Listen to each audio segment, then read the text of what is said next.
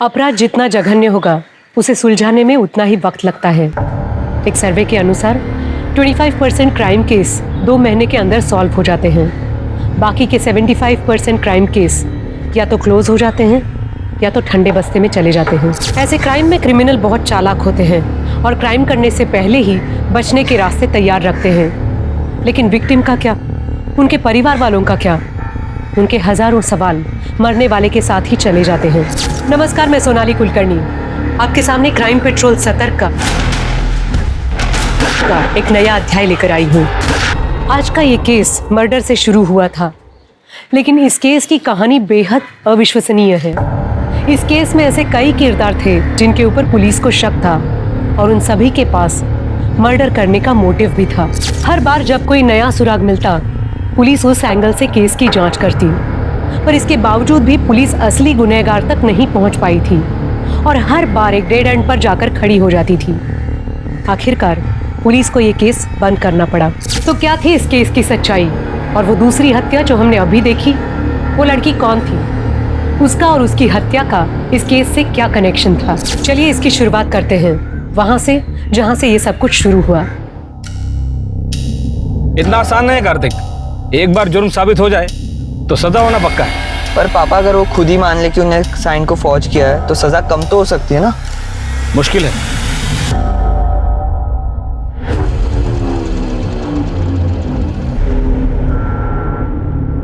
Police को phone कर और सिटी हॉस्पिटल बुला। जी बाबा।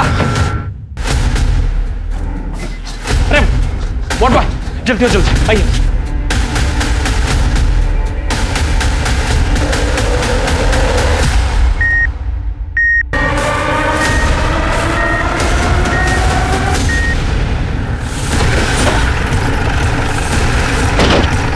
सर, मैंने ही आपको फोन किया था। मुकेश जी को हॉस्पिटल लाते वक्त इससे पहले कि उनका स्टेटमेंट पूरा होता वो बेहोश हो गए। कहाँ है वो रिकॉर्डिंग? स्टेटमेंट रिकॉर्ड करना है। कार्तिक फोन निकाल। जी पापा। मेरा नाम कार्तिक ठाकुर है। मैं अपने पापा प्रवेश ठाकुर के साथ एमजी रोड से जा रहा था। इधर हमें जख्मी हालत में एक आदमी मिला है। वो अपना स्टेटमेंट रिकॉर्ड करना चाहता है। मुकेश बोलो। मेरे पार्टनर सुरेश गुप्ता और नलिन ने मुझ पर ये क्या कह रहे हो मुकेश? सुरेश और नलिन? मैं पैदल जा रहा था, वो लोग रास्ते से आए और मुझ पर गोली चला दी। नलिन ने बड़ी कंपनी से 10 लाख रुपए लोन लिया था, लेकिन जब मैंने उससे पूछा और उसने मुझे जान से मारने की धमकी दी। और सुरेश ने तो उससे भी बड़ा काम, उसने तो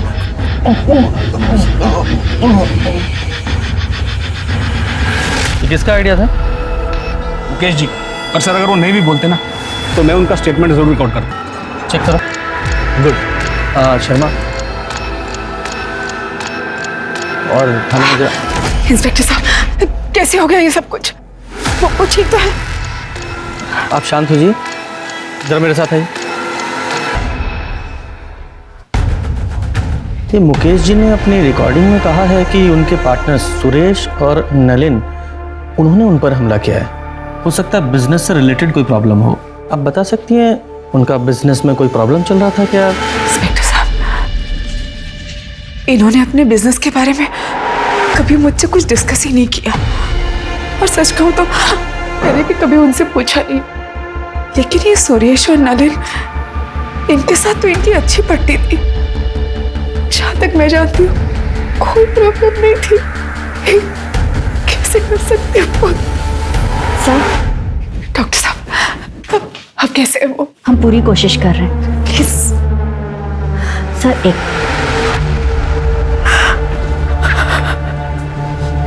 ये सब क्या हो गया? सर, पेशेंट की कंडीशन काफ़ी क्रिटिकल है, बचने के चांसेस बहुत कम है। अगर आपको स्टेटमेंट लेनी है तो आप बात कर लीजिए।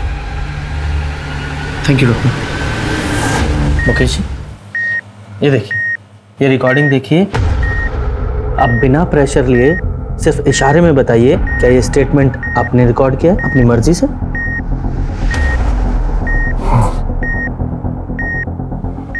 मतलब आपके पार्टनर्स सुरेश और नलिन, उन्होंने आप पर गोली चलाई? हाँ, मेरे पार्टनर गोली मार दी और उन्हें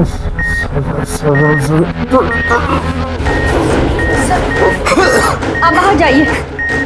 नर्स बैग नीचे करो।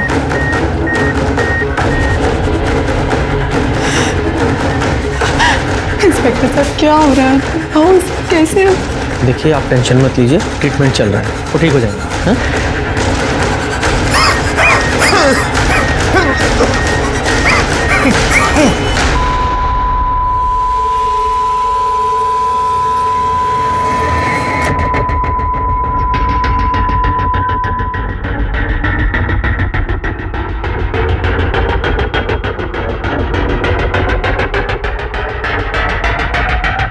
I'm sorry, he's no more.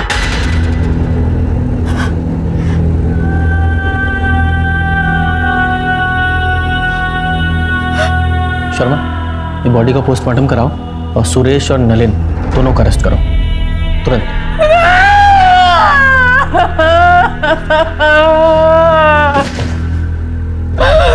कैसे जा सकते हो?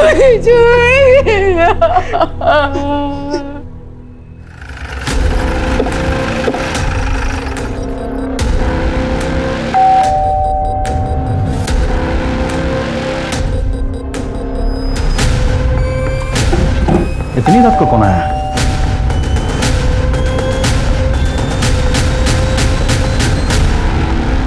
सुरेश गुप्ता। जी मैं ही सुरेश गुप्ता हूँ। और बात क्या है? हम आपको अरेस्ट करने आए हैं, घर की तलाशी लो। अरे एक मिनट, अरेस्ट इसलिए? मुकेश अग्रवाल के कत्ल के जुर्म में। क्या? मुकेश का मर्डर? हाँ, अभी कुछ देर पहले ही मुकेश का मर्डर हुआ है एमजी रोड। मरने से पहले उसने तुम्हारा और सुरेश गुप्ता का नाम लिया। गुप्ता, पूरा घर चेक करो। मैडम। सर आपको कोई गलतफहमी हुई है। मेरे पति मुकेश जी को सपने में भी कोई नुकसान नहीं पहुंचा सकते हैं। आपके पास इसके अलावा कोई प्रूफ है कि मेरे पापा ने किया है?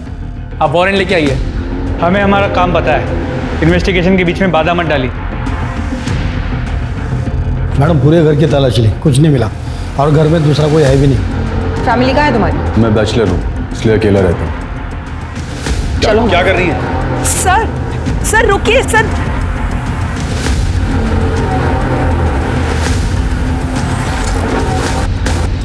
मुकेश का खून तूने किया ना?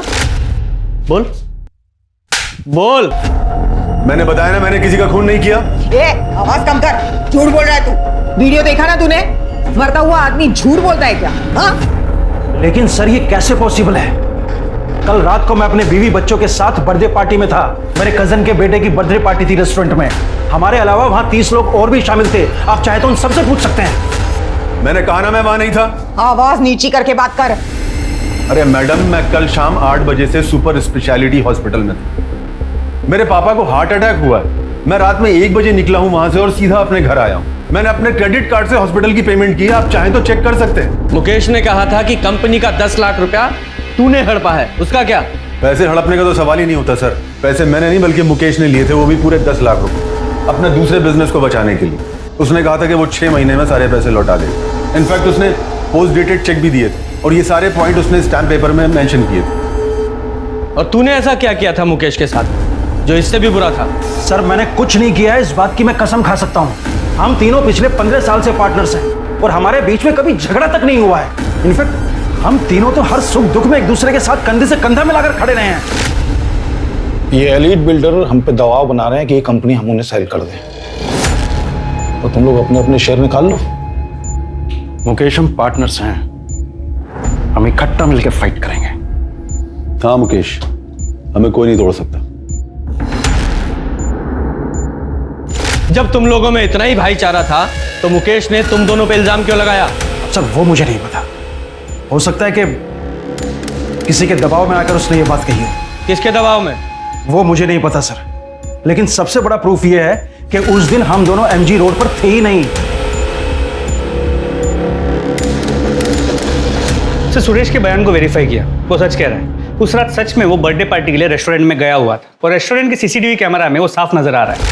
रात के 1 बजे वो वहां से अपनी बीवी और बच्चे के साथ निकला था। तो सर चांस ही नहीं है कि रात 12 बजे वो एमजी रोड पे हो। सर परवेश और कार्तिक को लगभग 12 बजे के आस और उस वक्त नलिन सुपर स्पेशलिटी हॉस्पिटल में था, जहाँ पर उसने अपना क्रेडिट कार्ड यूज किया था बिल पे करने के लिए। हमने हॉस्पिटल और बैंक दोनों से वेरीफाई किया। इसलिए ये पॉसिबल ही नहीं है कि वो एमजी रोड गया। सर एक चांस ये है कि किसी कॉन्ट्रैक्ट किलर को यूज किया। हाँ, लेकिन मुकेश ने अपने बयान में साफ साफ सुरेश और नलिन का नाम लिया है कि उन दोनों ने उस पर गोली चलाई है, किसी और ने नहीं, और दोनों के पास बाइक भी है। लेकिन अभी तुम दोनों ने कंफर्म किया कि वो दोनों वहां थे ही नहीं। सर हो सकता है ये मुकेश झूठ बोल रहा हो। हाँ, लेकिन एक मरता हुआ आदमी झूठ क्यों बोलेगा? एक काम करो, ये परवेश और कार्तिक, इन दोनों की डिटेल्स निकालो और ये मुकेश की फैमिली के बारे में पता करो। आपस में इनमें कोई प्रॉब्लम चल रही थी क्या? मुकेश के पेरेंट्स तो 10 साल पहले ही गुजर गए थे और मुकेश अपने पेरेंट्स के इकलौते थे। कल रात तुम कहाँ थे? सर मैं अपने कमरे में मूवी देख रहा था और फिर राहुल, राहुल, तेरे पापा को गोली लग गई है। क्या? हाँ, हॉस्पिटल से फोन आया, चल जल्दी से। मैं तो बस किचन का काम खत्म करके सोने ही जा रही थी, अचानक कार्तिक का फोन आया कि हॉस्पिटल आ जाओ। मेरी तो कुछ समझ में ही नहीं आया। मुकेश तो डिनर करके बाहर वॉक करने गए थे। सुरेश और नलिन को कैसे पता चला कि मुकेश रात को डिनर के बाद बाहर वॉक करने जाने वाले? तो आपको भी लगता है कि सुरेश और नलिन ने मुकेश को मारा है? आपको नहीं लगता इंस्पेक्टर? आई मीन मुकेश ने अगर कहा है तो सच ही कहा होगा ना, वो झूठ क्यों बोलेंगे?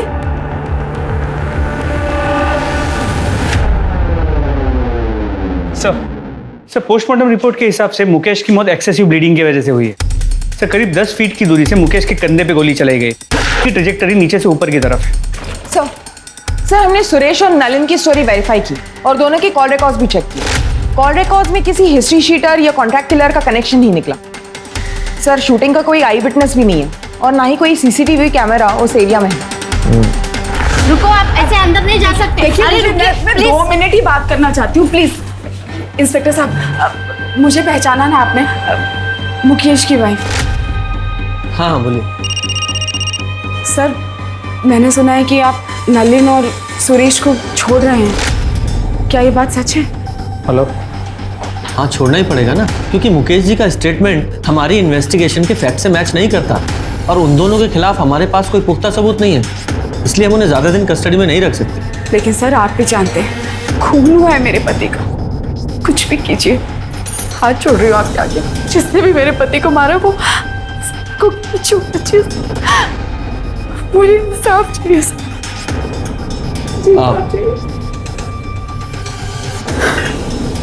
आप बिल्कुल चिंता मत कीजिए, जैसे ही कोई प्रोग्रेस होगी हम आपको इन्फॉर्म करेंगे। Thank you. सर इस परवेश के बारे में एक इंपॉर्टेंट इन्फॉर्मेशन मिली। ये परवेश ट्रिनिटी बिल्डर्स का मेन लॉयर हुआ करता था 1 साल पहले तक, लेकिन किसी बात को लेकर मुकेश ने उसे कंपनी से निकाल दिया। पर ये बात इस परवेश ने हमसे क्यों छुपाई कि वो मुकेश अग्रवाल को जानता था?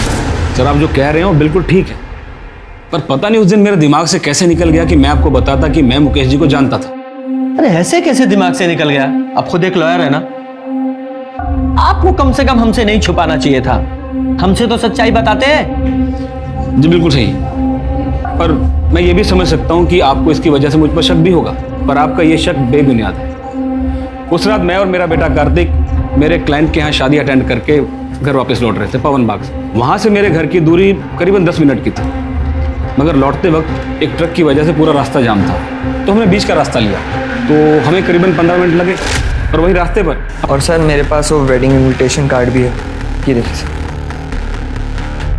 सर। आप गनीमत समझिए कि हमने ये वीडियो रिकॉर्ड कर ली, वरना आपको तो हम पर शक होता। अच्छा एक बात बताइए, मुकेश ने आपको अपने कंपनी से क्यों निकाला था? एक्चुअली सर एक डिस्प्यूटेड लैंड था जिस पर 5-6 अलग अलग पार्टीज का हक था। मुकेश जी चाहते थे कि मैं इलीगली वो ज़मीन उनके नाम पर करवा दूँ।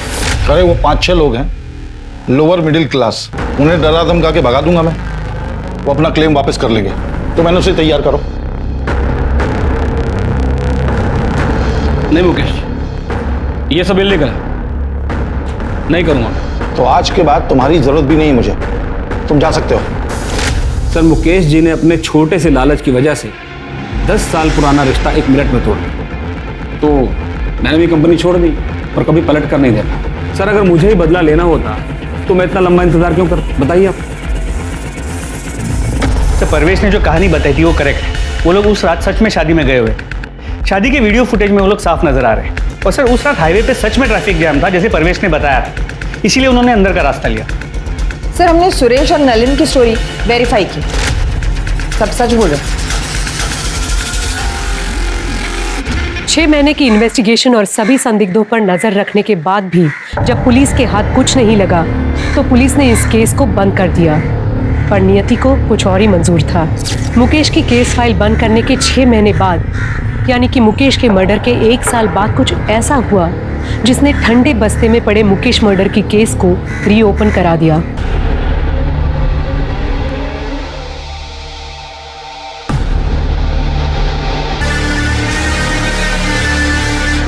Hello police station.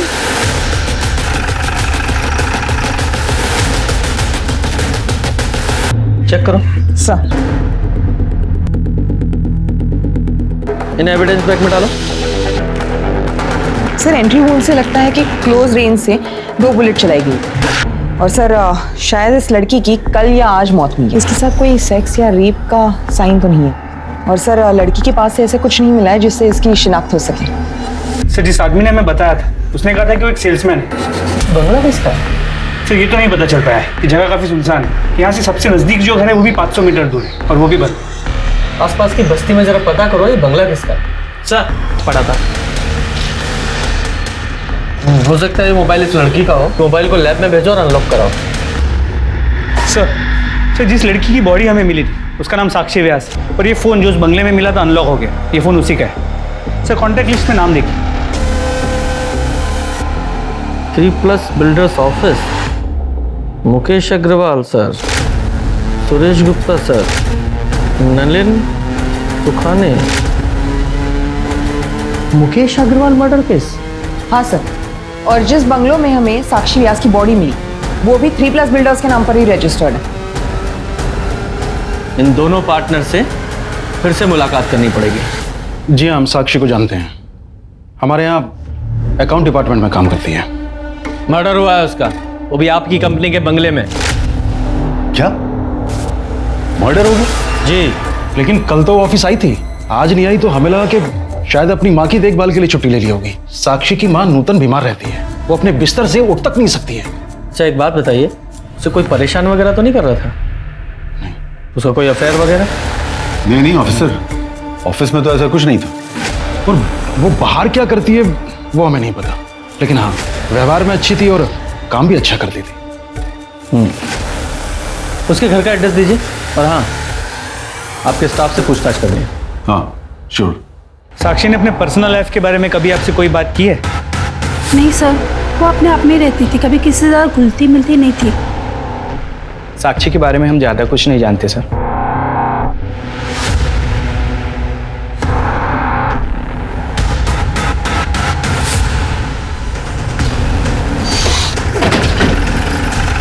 सही है ना?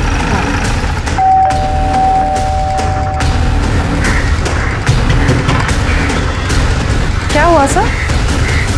वो हमें साक्षी की माँ से मिलना है। नूतन जी तो बिस्तर पे है और उनकी बेटी साक्षी ऑफिस में होगी। क्या बात है इंस्पेक्टर? साक्षी का मर्डर हुआ। क्या? हे भगवान, नूतन जी का क्या होगा? साक्षी तो कितनी प्यारी बेटी थी। मेरे पास इमरजेंसी चाबी उन लोगों ने देके रखी है, मैं अभी लेके आती हूँ।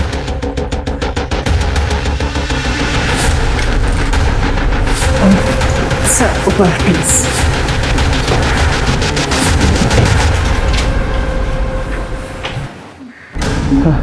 गुप्ता, डॉक्टर को फोन करो। सर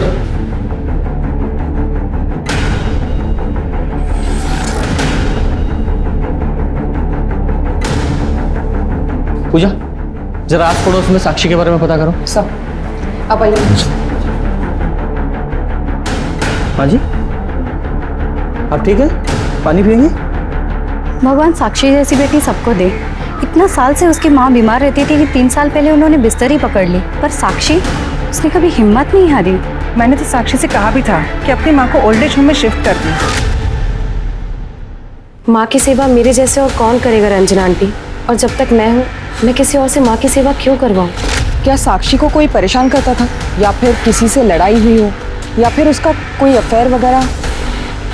नहीं नहीं मैडम, हमारा मोहल्ला तो बहुत सेफ है और साक्षी को नूतन जी की सेवा और उसकी नौकरी में से फुर्सत ही कहाँ मिलती थी जो वो कोई अफेयर बफेयर करे। तो इसका मतलब ये साक्षी एक आइडियल बेटी थी, एक अच्छी पड़ोसी भी थी। हाँ सर, मेरी राजीव सर से भी बात हुई। उन्होंने कहा कि साक्षी ऑफिस में भी बहुत अच्छे से काम करती है। सर लेकिन अजीब बात यह है कि साक्षी के ऑफिस में साक्षी के बारे में किसी को कुछ भी नहीं पता, और उससे अजीब बात यह है कि साक्षी के बैंक अकाउंट में कभी भी 3+ बिल्डर्स से कोई पेमेंट रिफ्लेक्ट नहीं हो रही। हाँ लेकिन हमने जब बैंक स्टेटमेंट चेक किया तो एक पेमेंट आई थी जो मैटरनिटी क्लिनिक को की गई थी। जरा पता करो ये पेमेंट क्यों की गई थी। जी मैम, 2 महीने पहले साक्षी व्यास ने यहाँ पे अबॉर्शन करवाया था। कंसर्न किसने दिया था? उसकी मदर नूतन व्यास, जो उसको यहाँ पे अबॉर्शन के लिए लेके आई थी। सर मैंने हॉस्पिटल का सीसीटीवी फुटेज चेक किया। जो औरत साक्षी के साथ अबॉर्शन के लिए गई थी वो 3+ बिल्डर्स के ऑफिस की एक एम्प्लॉई है। उसका नाम ज्योति है। ये तुम लोगों की कंपनी में चल क्या रहा है? साक्षी एम्प्लॉय थी ना आपकी, फिर उसके बैंक अकाउंट में एक भी सैलरी डिपॉजिट क्यों नहीं हुई? आप सही कह रहे हैं सर, हमारे पास उसकी सैलरी का कोई रिकॉर्ड नहीं है क्योंकि उसे सारी पेमेंट कैश में होती थी। क्यों? क्योंकि साक्षी का पूरा पैसा उसकी माँ की दवाइयों और उसके इलाज में जाता था। तो उससे क्या? वो इसलिए कि साक्षी नहीं चाहती थी कि उसकी सैलरी का एक भी पैसा टैक्स में कटे। अच्छा, कमाल की कंपनी चला रहे हैं आप लोग। मतलब एक एम्प्लॉय के लिए सारी कंपनी के रूल आप ताक पर रख देंगे।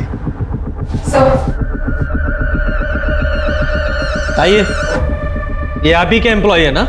ये मोहतरमा साक्षी के साथ हॉस्पिटल गई थी उसकी माँ बनके उसका अबॉर्शन कराने के लिए, जबकि साक्षी का कोई बॉयफ्रेंड तक नहीं है। सीधे सीधे और साफ साफ बताइए ये चल क्या रहा है आप लोगों की कंपनी में?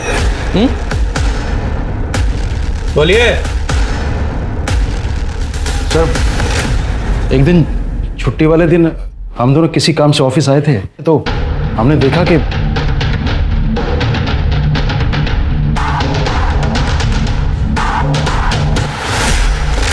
मुकेश ने हमें बताया था कि उसका साक्षी के साथ अफेयर है। इसलिए साक्षी ने जब कैश पेमेंट की बात की तो हम दोनों मना नहीं कर पाए। सर हम सच बोल रहे हैं, हम दोनों आपसे कुछ नहीं छिपा रहे। ये मुकेश मर्डर केस की इन्वेस्टिगेशन के दौरान ये एंगल तब सामने नहीं आया था। सर साक्षी की पोस्टमार्टम रिपोर्ट के हिसाब से उसकी मौत 4 मार्च को 4 से 6 बजे के बीच हुई, और सर 2 बुलेट्स फायर की गए थे जिसकी वजह से उसके इंटरनल ऑर्गन डैमेज हुए और उसकी मौत हो गई। और सर बैलिस्टिक रिपोर्ट के हिसाब से जिस गन से साक्षी को मारा गया था उसी गन का इस्तेमाल हुआ था मुकेश को मारने के लिए भी। मतलब साफ है कि साक्षी और मुकेश मर्डर केस आपस में कनेक्टेड हैं। हमारे पास जितने भी एविडेंस है मुकेश मर्डर केस के वो सारे इकट्ठा करो। हम मुकेश मर्डर केस को रीओपन करने के लिए कोर्ट में एप्लीकेशन दे रहे हैं। सर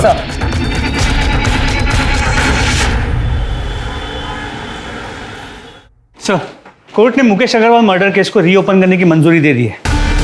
वेरी गुड, शुरू से शुरू करते हैं। सबसे पहले मुकेश अग्रवाल के घर चलते हैं।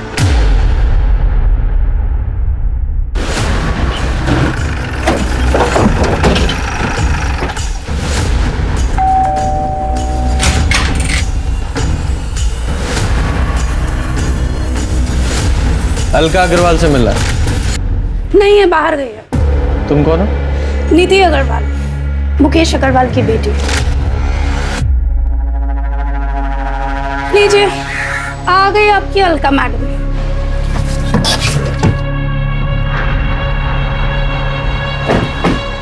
आइए, आप ही का इंतजार था। देखिए ना आपसे मिलने कौन आया। क्या पता भगवान की इच्छा रही तो आज आपको साथ में ले जाओ। नीति, अपने कमरे में जाओ। हाँ, वैसे भी तुम्हारी शक्ल देखने से तो अच्छा है कि मैं अपने रूम में ही बैठूं।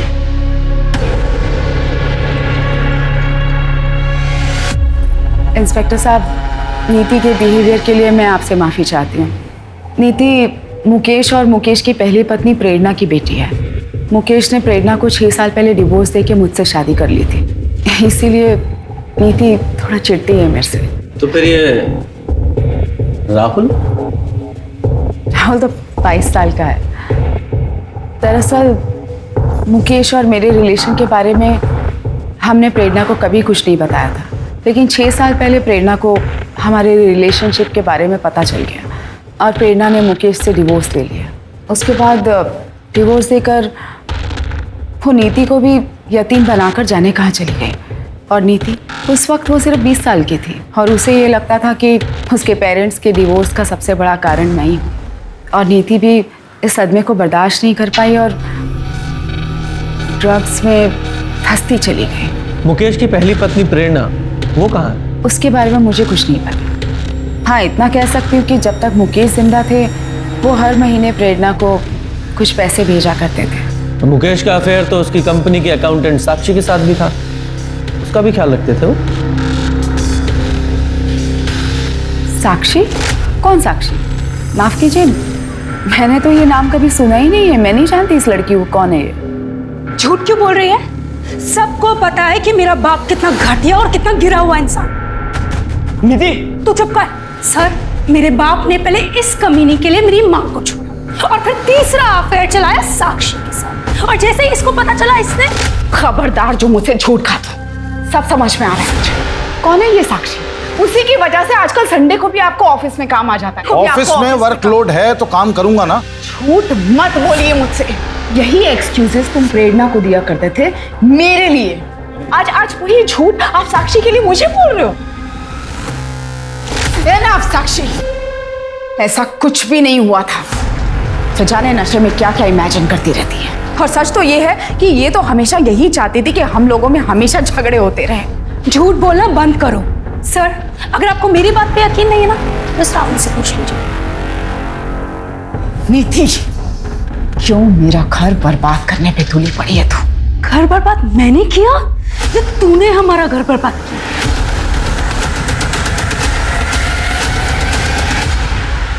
सर मानना पड़ेगा, बड़ी अजीब फैमिली है।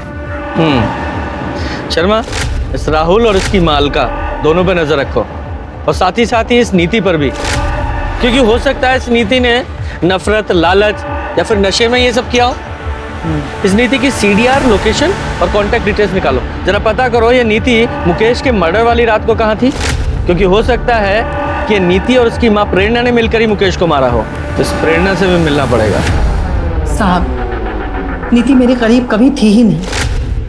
उसे बिल्कुल पसंद नहीं था कि उसे कोई रोके टोके या उसे ये बताए कि उसे क्या करना है क्या नहीं करना है। यहाँ तक कि उसकी माँ भी नहीं, यानी कि मैं। जब मुकेश ने मुझे छोड़ा तो नीति के इसी बिहेवियर के कारण मुझे नीति को छोड़ना बहुत आसान हो गया था। आपको मुकेश अग्रवाल के मर्डर के बारे में पता है? साहब, ये कैसी बातें कर रहे हैं आप? ऑफ कोर्स पता था। मुकेश की मौत की खबर महीनों तक टीवी पे चली थी और मेरे लिए तो मुकेश उसी दिन मर गया था जिस दिन उसने अलका के लिए मुझे छोड़ा था। लेकिन साहब, मैंने मुकेश को एक ही शर्त पर डिवोर्स दिया था कि नीति की जिम्मेदारी अब उसकी जिम्मेदारी रहेगी।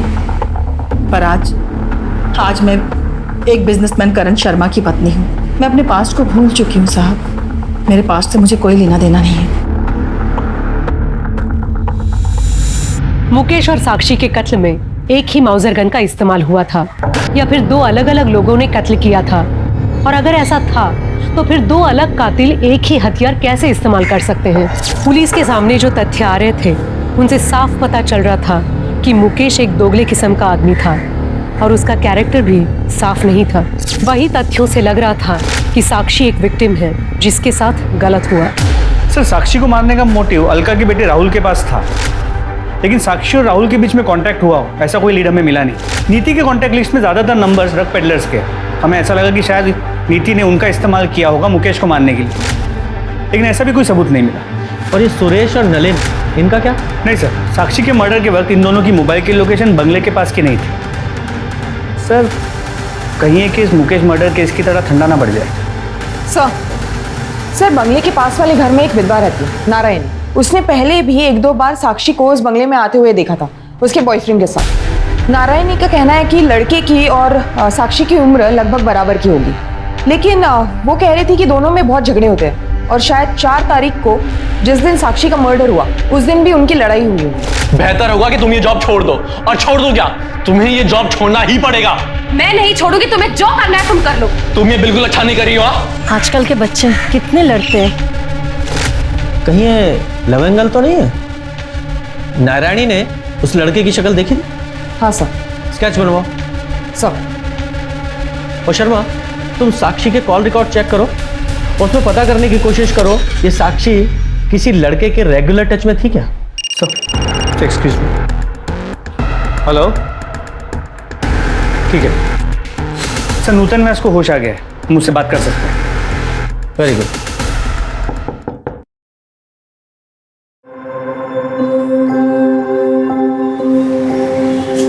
नमस्ते। सर, आप लोग? साक्षी कहाँ है? साक्षी ने हमें यहाँ भेजा है। उसने कहा है कि आप घर चलिए, मैं आती हूँ, तब तक आपसे बातें करते हैं। साक्षी के बारे में कुछ बताइए ना। साक्षी तो लगता ही नहीं मेरी बेटी है। उसने माँ की तरह मेरा ख्याल रखा।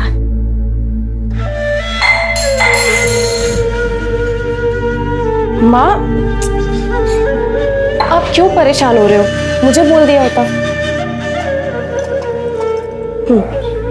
ऐसा लगता है मैंने नहीं, उसने मेरी परवरिश की। उसने मुझे कभी अकेला नहीं छोड़ा।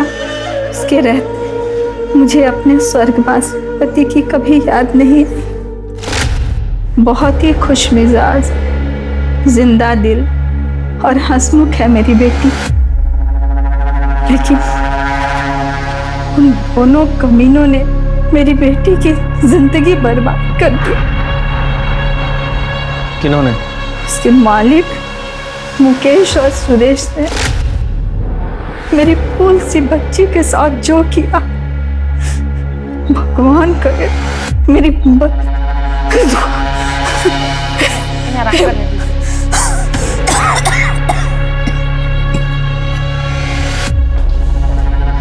शर्मा, इस सुरेश को अरेस्ट करने की तैयारी करो।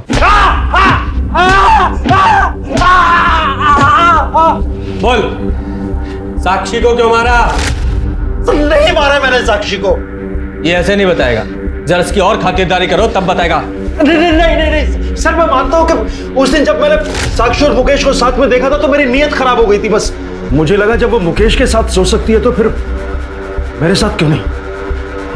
इसलिए एक दिन मैंने उसे किसी काम में उलझाए रखा, और जब सब ऑफिस से चले गए और उसके और मेरे अलावा ऑफिस में कोई नहीं बचा, तब सर ये मैंने आउटस्टैंडिंग अमाउंट की डिटेल्स मेल कर दी। सर मैं निकलती हूँ। अरे रुको, इतनी जल्दी क्या जाने की?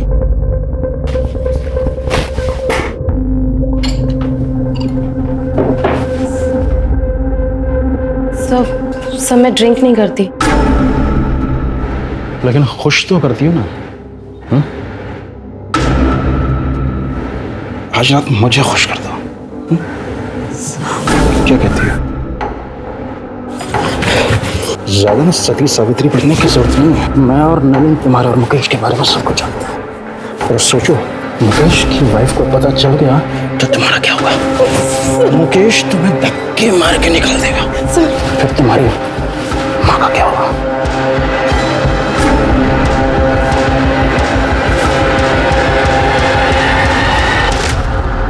सर मैं मानता हूं कि मैंने साक्षी का कई बार फायदा उठाया है, लेकिन मैंने उसे नहीं मारा है सर।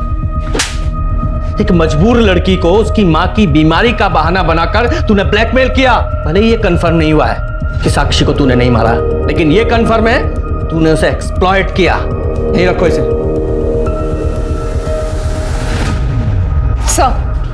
सर नारायणी के हिसाब से यही वो लड़का है जो साक्षी के साथ उस बंगले में आता था। ऐसा लग रहा है देखा है मैंने इसे, पर फिलहाल पहचान में नहीं आ रहा। हाँ देखा था। साक्षी की सीडीआर को चेक किया। सुरेश के बेटे आर्यन और साक्षी के बीच कई बार बात हुई। और सबसे इंपॉर्टेंट बात यह है कि साक्षी के मर्डर वाले दिन भी आर्यन ने साक्षी को फोन किया। यस,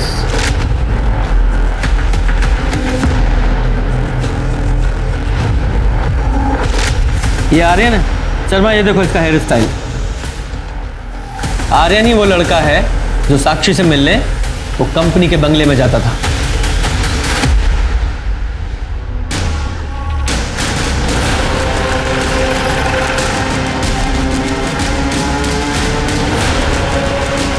एक सेकेंड, पापा ऑफिस में नहीं है और ना ही नलिन अंकल। तेरे पापा तो ऑलरेडी हमारे मेहमान हैं, और अच्छा है नलिन में यहाँ नहीं है, क्योंकि तेरे से सवाल करते तो खामा-खा अड़ंगा लगाता। क्या मुझसे सवाल? क्यों? केबिन में बात करें? केबिन में क्यों, यहीं कीजिए सबके सामने। ठीक है, अगर तुझे प्रॉब्लम नहीं है तो यही पूछ लेते हैं। साक्षी को तू कितनी अच्छी तरह से जानता था? साक्षी मैं नहीं जानता था। झूठ बोलता है, इस कंपनी में एम्प्लॉय थी वो और बोलता है नहीं जानता। हाँ मतलब मैं उसे एम्प्लॉय की तरह जानता हूँ बट पर्सनली नहीं। तो फिर कंपनी के बंगले में उससे क्यों मिलने जाता था? एक सेकेंड, क्या बोले जा रहे हैं आप? कुछ ही मत बोलिए आप। कुछ भी नहीं बोल रहा हूँ, आई विटनेस है हमारे पास जिसने तुझे और साक्षी को उस बंगले में कई बार देखा था। 4 मार्च को जिस दिन साक्षी का मर्डर हुआ, तेरे फोन की लोकेशन उसी बंगले के पास की है। बोल, क्यों मारा साक्षी को?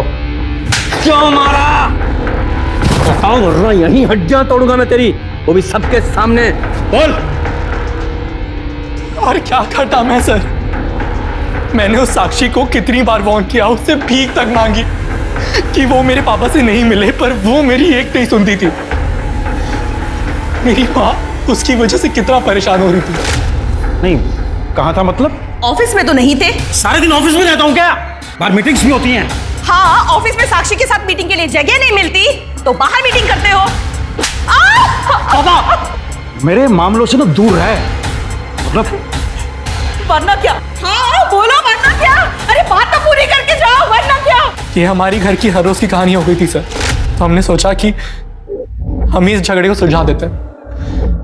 तो हमने साक्षी को कंपनी के बंगलों में बात करने के लिए बुलाया। लेकिन मेरी इसमें कोई गलती नहीं है, तुम्हें अपने पापा से बात करनी चाहिए। मैं बेवकूफ नहीं हूं। ये घटिया काम करके तुम अमीर बनना चाहती हो ना? मैं तुम्हें मेरी फैमिली बर्बाद नहीं करने दूंगा। बेहतर होगा कि तुम ये जॉब छोड़ दो। और छोड़ दो क्या, तुम्हें ये जॉब छोड़ना ही पड़ेगा।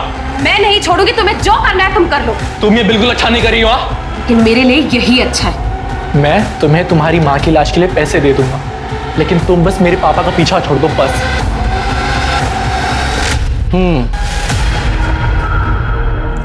तो उस बंगले के पास में रहने वाली नारायणी को लगा कि तुम दोनों की लड़ाई दो प्यार करने वालों की नोकझोंक है, और तुम दोनों की आपस में लड़ाई हुई थी ना?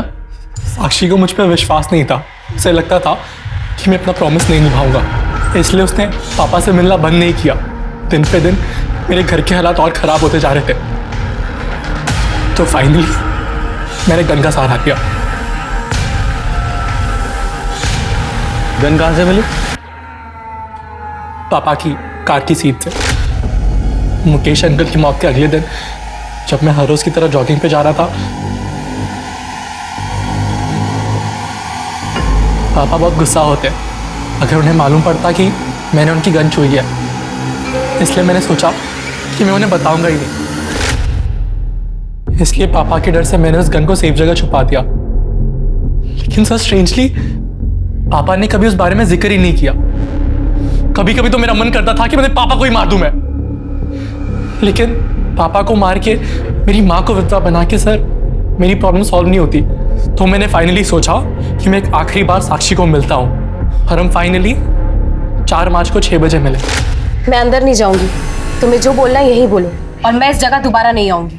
ठीक है, तो इसे मेरी फाइनल वार्निंग समझ ले और मेरे बाप से मिलना छोड़ दे। तो तू अपने बाप से क्यों नहीं बोलता कि वो मेरा इस्तेमाल करना छोड़ दे? मैं नहीं बोल सकती क्योंकि वो मेरी जरूरतें पूरी करता है और मैं उसकी। चुप हो जा, झूठ बोल रही है तू। तूने फंसाया मेरे बाप को, पैसों की भूखी है तू। तो अपने बाप से जाकर पूछना, हो सकता है तेरी माँ को ऐसे ही फंसा के लेकर आया हो, जबरदस्ती शादी की हो, और तेरी माँ ने भी उसके साथ पैसों के लिए शादी की हो, है ना? मैंने उसका फोन दीवार पर फेंक दिया, ये सोचकर कि वो टूट जाएगा। उसके बाद और मैंने कूड़ेदान में डाल दिया। सर मैं किसी गन के बारे में कुछ नहीं जानता हूं, मेरे पास कोई गन नहीं है। झूठ मत बोल, तेरे बेटों को तेरी गन तेरी कार में से मिली थी, और फॉरेंसिक से ये साबित हो चुका है कि वो वही गन थी जिससे मुकेश को मारा गया था। अब झूठ मत बोल और सच बता। मैं सच बोल रहा हूं सर, मुझे नहीं पता कि मेरी कार में गन कहां से आई। सर अगर आप मुझे मारना चाहते हैं तो मार दीजिए, लेकिन मैं सच कह रहा हूं, मुझे नहीं पता कि गन कहां से आई।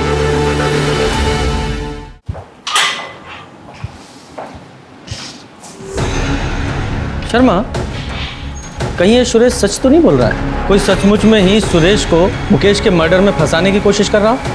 सर जब ऑफिस में पूछताछ की थी तो वहाँ के लोगों ने कहा था कि ऑफिस की कार तीनों पार्टनर्स यूज करते हैं और एक एक्स्ट्रा चाबी ऑफिस में भी होती है। हाँ, तो ऐसा हो सकता है ना कि या तो कातिल इन तीनों पार्टनर्स की फैमिली में से ही कोई है, या फिर इनके अलावा कोई ऐसा आदमी जिसकी पहुंच उन चाबियों तक थी। उसने मुकेश का मर्डर किया और गन इस सुरेश की कार में प्लांट कर दी। कौन हो सकता है ऐसा? पुलिस ने साक्षी के कातिल को ढूंढ लिया था।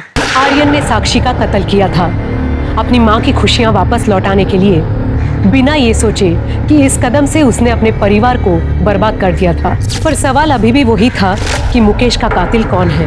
पुलिस की हर संभव कोशिश एक डेड एंड पर जाकर रुक जाती थी। इसलिए पुलिस ने एक बार फिर सब कुछ शुरू से शुरू करने का सोचा और तब कुछ ऐसे तथ्य सामने आए जिसे पुलिस ने पहली बार गलती से नजरअंदाज कर दिए थे। इसमें साफ साफ तो लिखा है कि मुकेश अग्रवाल को जो गोली मारी गई वो सीधी नहीं बल्कि नीचे से ऊपर की तरफ। इतनी बड़ी भूल हमसे हुई कैसे? सर ये बात तो मैंने आपको बताई थी, इसमें भूल कैसे? भूल यही है कि हमने इतनी इंपॉर्टेंट इंफॉर्मेशन को नजरअंदाज किया है। मतलब मैं तुम्हें समझाता हूँ। मुकेश अग्रवाल की हाइट 6 फीट की थी और पोस्टमार्टम रिपोर्ट के हिसाब से उसे लगभग 10 फीट दूर से गोली मारी गई और गोली की ट्रैजेक्टरी नीचे से ऊपर की तरफ थी। जनरली लोग जब शूट करते हैं तो वो चेस्ट पे निशाना लगाते हैं, लेकिन मुकेश को गोली शोल्डर पे लगी। इसका मतलब वो कोई प्रोफेशनल शूटर नहीं था जो सिर्फ 10 फीट की दूरी से सही निशाना नहीं लगा पाया। शर्मा, जरा शोल्डर को एम करो और शूट करो।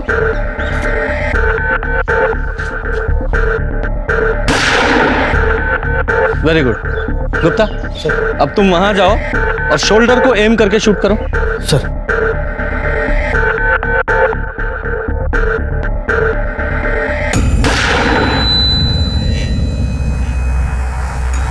करेक्ट। शर्मा, जरा इधर आओ। ये देखो, ये वो टारगेट है जो तुम्हारी बुलेट से हिट हुआ। वो एकदम सीधी बॉडी के पार हुई है और गुप्ता ने जो शोल्डर पे गोली शूट की उसकी ट्रैजेक्टरी नीचे से ऊपर की तरफ। मतलब जिसने भी शूट किया है उसकी हाइट मुकेश की हाइट से काफी कम थी। गुप्ता, तुम्हारी हाइट कितनी है? सर मेरे 5 फुट 8 इंच। शर्मा, हमारे सस्पेक्ट्स में से किसकी हाइट 5 फुट 8 इंच की है? जरा पता लगाओ। सर मुकेश मर्डर केस के सारे सस्पेक्ट, सुरेश, उसकी पत्नी काजल, उसका बेटा आर्यन, मुकेश की पहली पत्नी प्रेरणा, उसकी बेटी नीति, मुकेश की पत्नी अलका और वो लॉयर परवेश और उसका बेटा कार्तिक, किसी की भी हाइट मुकेश की हाइट से या तो ज्यादा है या उसके बराबर है या बहुत कम है। किसी की भी हाइट परफेक्ट 5 फुट 8 इंच नहीं है, वो सिर्फ तेरी है।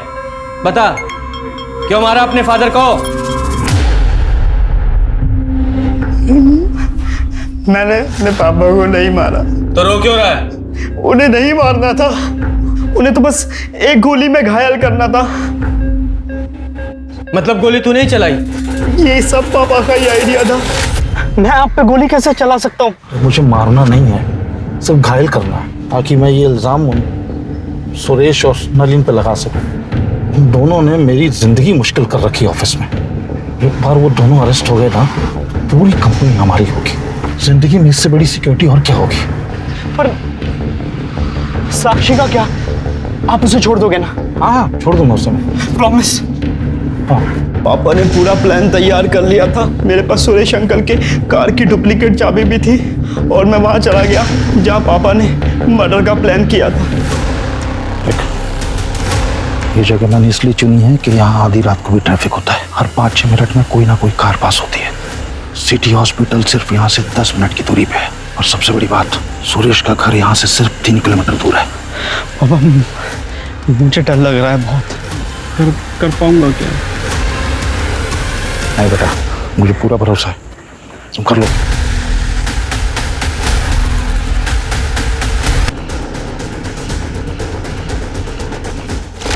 तो तेरे पापा मुकेश को कैसे पता था कि सुरेश की कार वहां खड़ी है?